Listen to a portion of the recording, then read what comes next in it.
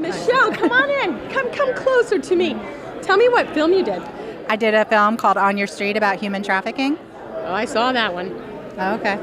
I saw that last night. It was yesterday afternoon. Yesterday afternoon, yeah. Yes.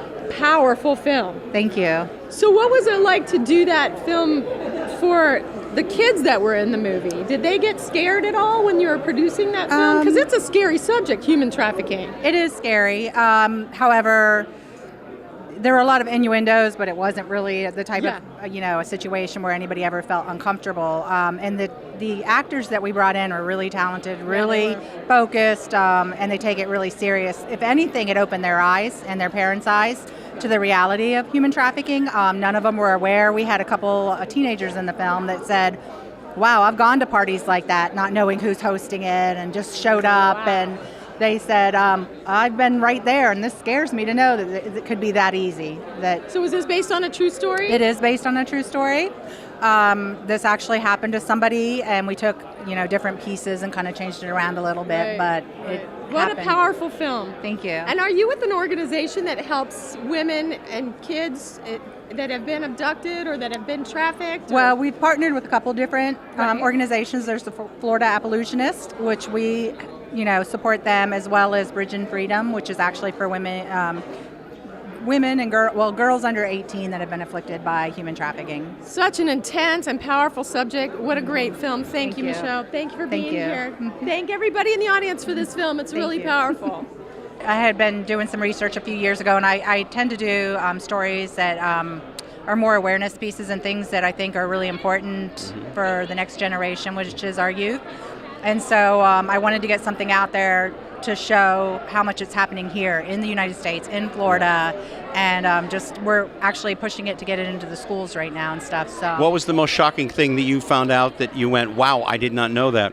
That the average age of a victim is 11 to 14. Wow. That is the preferred age, and that on any given night, 400 kids in Central Florida alone under the age of 18 are being trafficked. Joey Harrison. Joey! Yeah. What did you do this year, my man? Made a music video.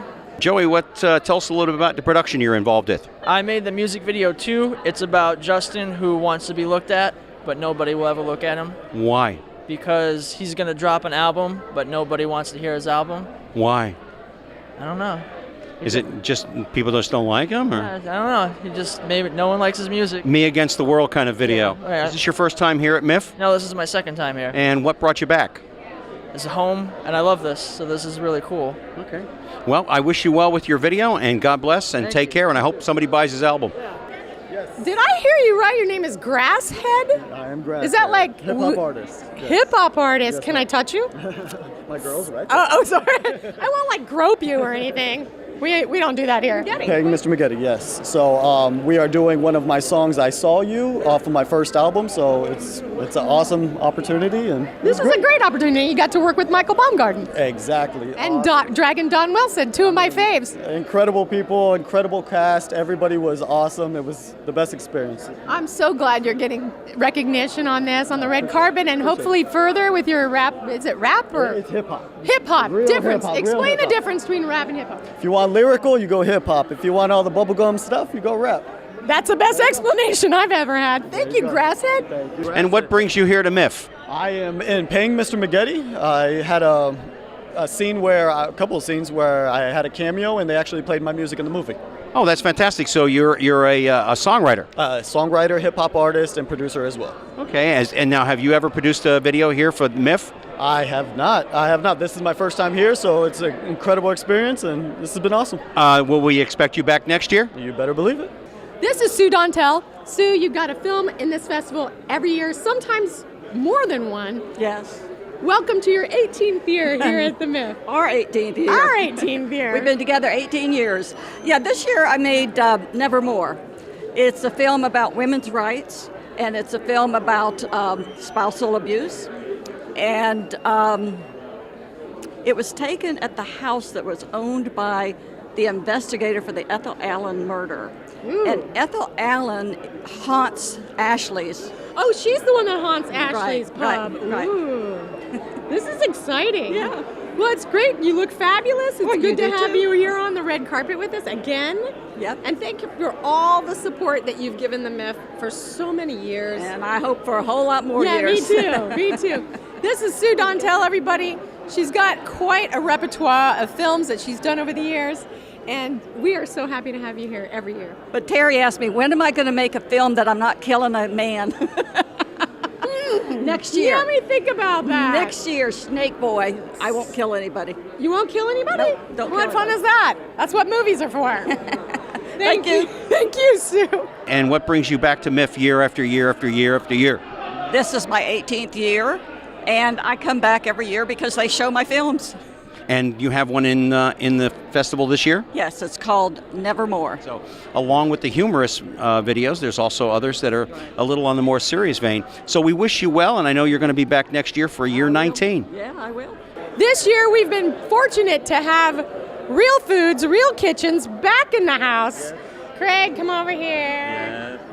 Dave. This is Ian. Ian, I met Ian yesterday. Yeah. So Craig Chapman of Real Foods, Real Kitchens, give us a soundbite of what you've had this year going on. This year we had a Lebanese theme. We had a documentary screen before Real Food, Real Kitchens that was all about hummus. And then we showed an episode of Real Food, Real Kitchens that was filmed with the mother and daughter that own Cedars Cafe here in Brevard. And Cedars is a fabulous restaurant. Just a little plug. They made some really delicious food on Thursday night. We had a pre-party. Yep. And so, Ian, what's your job here with Mr. Craig? Well, I'm the editor for his show, Real Food, Real Kitchens. So yeah, I'm just super excited to be here back at the Myth this year. It's pretty big last year, and excited to be back.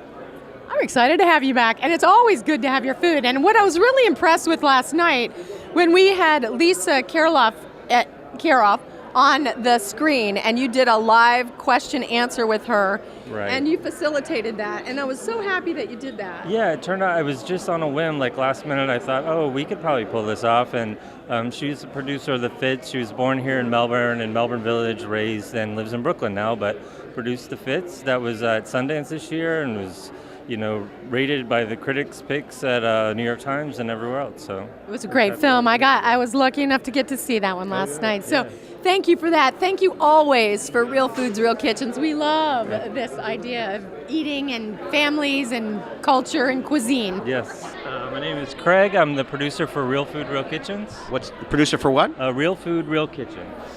And what was the idea behind that concept? Well, it's a television series. It's we're in our second season, about to shoot a third, and the show is sort of a documentary about family, food, culture, and history. And that's the one thing that's missing in our culture, I think, is people sitting down at the dinner table. And one of the reasons why I like to watch Blue Bloods is because at the end of the show, usually people are sitting around having dinner at the dinner table, and that reminds me of when I grew up as a kid. Is that sort of an idea of what you're getting to? Exactly. We go into a real everyday person's home and have them share a traditional family dish that has some sort of cultural and family history behind it, and then at the end of the show they sit down with their family and have dinner. Oh, that's absolutely fantastic. Oh, I wish you all the best in the world, sir. Why are you guys all here together? Is this because you all worked on the same thing? Two different movies. So we're doing The Fortune and The Final Kick. Okay. Okay. Specifically, we're covering the Fortune was Florida independent filmmakers, and we shot it over in Orlando, and that showed earlier today. And all of us worked on that together. And then we also worked on Final Kick. 3 of us worked on Final Kick. Not me. And Bill has to bow out for this one. Well, you guys are amazing to do so many films and then help with the film festival too. And that's what it's about. We got connections here. We got like the best, camera and crew and everything here that goes on. Darren jumped in, helped out. We got it done. And the Final Kick could not have been done without Joanne Johnson. Nothing can be done without a woman behind the scenes. This is true. It's true, Robin. Very true. Well, so many times it would have been dropped, and she says, "Nope, got to keep going here." So she's it's excellent that you did all she's that. the main name that should be on the Final Kick. Well, that was nice. Yeah, well, it was my pleasure to help. Tom came to me and said that he had a film to do, and he had a lot of things in place, and I said, no, we're going to go for this, and we put it together, and we did it. This is The Final Kick. It was actually done, I met the lead actor when we did a martial arts kid, and I said, hey, I got this great idea to do a martial arts movie. He was on board directly. Long process through it. it had actually been written, it had been planned to do it, and it was almost dropped twice. Joanne Johnson came through and picked up the end, says, we're going to do it. We're going to go all the way through. Darren Hool. Darren Hool. And you are? Denise Hool. Denise? Obviously not brother and Right. Well, it kind of comes when he says, I do, you know. Anyway, so tell us a little bit about the project you have here at MIF. Okay, we Florida Independent Filmmakers, and we shot a film called Fortune. Actually, the people you just interviewed were on our crew as well. Okay. So a lot of us work across. Seems to be that, yeah. Yeah. You'll never find that in Hollywood. Right. Just a short film, and our group does multiple films a year, and our members pick which ones to shoot, and we just have fun. And how many years have you been coming here? 13? Out of the 18, that puts you as a senior citizen here. I know it does. I am the past president of Brevard Film and Talent, and this is a new president. Hi, Sandy Granger-Talby. Hi, Sandy. And I'm the producer of the Loose Ends contest, Victimless. Three of the endings are from our group. I'm the producer on Victimless. It's the Loose Ends contest where they did the beginning part of the script and we had to film the ending. Mm-hmm. And so we did 3 entries. And what is it basically the premise? Well, should we tell that? I don't think we want to give that away. We can give you a little bit. It's basically about a young lady who has some surprises for everybody, and you have to create the ending. So we came up with 3 different endings for this young lady, and she's going to have some very big surprises for her boyfriend. We have Sandy Dariff, that too, Derleth, and you were on the movie Victimless as well. How many films of Victimless did we have? We had different endings, or did we have? Yes, from the Brevard Film and Talent Group, we did 3 different endings. Okay. And I did the first ending, and that was actually my first time writing, and I directed it as well. So that was my first time. Usually I get involved, I'm kind of like craft services and production assistant. You kind of run around, you just, pitch in where you can. And our group had 3 different writers. We couldn't choose the best one, so we did them all. And nobody knows what the ending is at this point, do they? Well, I don't want to give it away, but... You can tell me. But I'm the first ending, that's what I'll tell you. You're the first ending. Yeah, and it's kind of death by cat.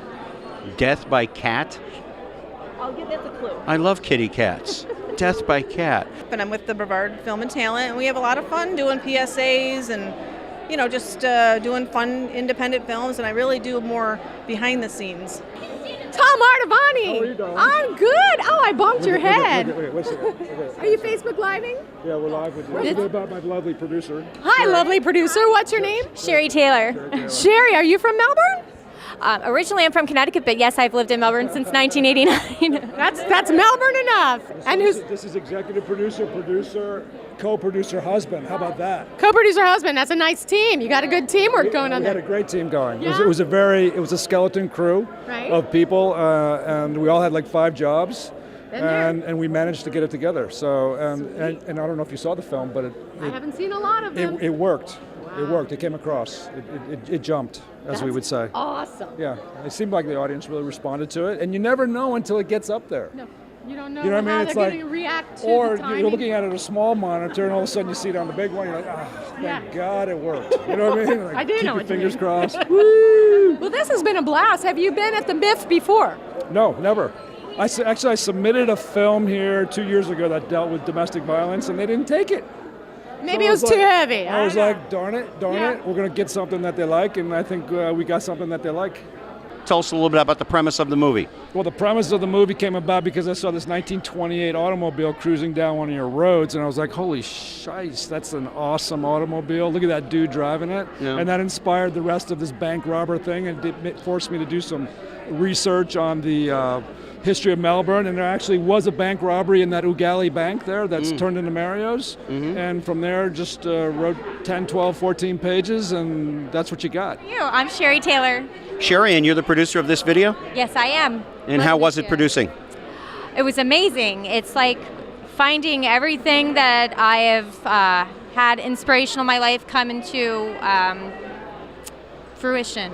You know what I mean? So did you find it easier as a producer, or do you like it better as a director? Do you like acting?